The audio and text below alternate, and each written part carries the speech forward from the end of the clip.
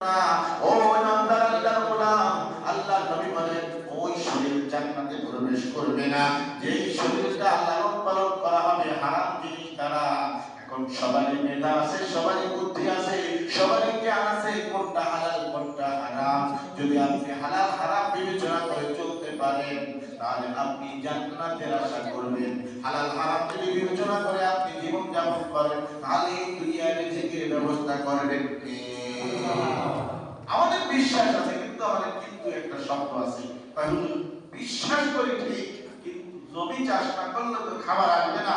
জমিতে কিভাবে ফসল করবো, এনজিও থেকে লোন না নিলে তো আমার টাকা নাই, আমি কিভাবে লোন না থাকলে আমি কিভাবে আমি খেত কাজ করবো, লোন না করলে আমি কিভাবে গাড়ি কিনা গাড়ি চালাবো, লোন না থাকলে আমি কিভাবে চাকরিতে 20-25 লাখ টাকা ঘুষ দিয়া চাকরি নেবো। কিন্তু আমাদের কিন্তু জিনিসটা আমাদের মধ্যে কাজ করতেছে, কিন্তু বিশ্বাসের মধ্যে কোনো কিন্তু লাগানো যাবে না। বিশ্বাস করতে হবে রিজিকের মালিককে আল্লাহ। এই বিশ্বাস করে আপনি সামনের দিক অগ্রসর হন। আল্লাহ রাব্বুল আলামিন বলেন বান্দা যখন সামনের দিক অগ্রসর হবে ওয়াজাহাদু ফিনা লানাহদিয়ান্নাহুম সুবুলানা ওয়া ইন্নাল্লাহা লামাআল মুহসিনিন।